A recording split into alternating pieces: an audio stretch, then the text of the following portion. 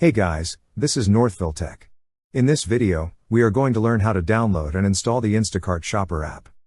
If you are not an Instacart shopper yet, we will put our affiliate link in the description below for you to sign up. We will also put links in the description below for similar gig platforms for you to sign up and earn extra money.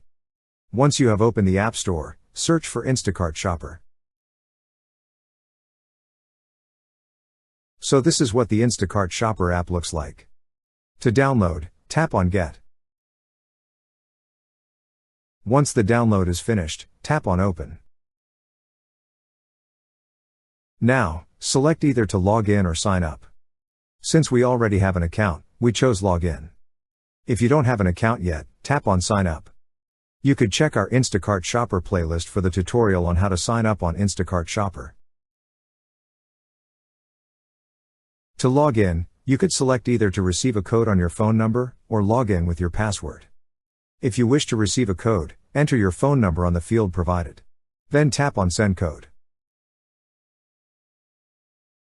That's how you download and install the Instacart Shopper app.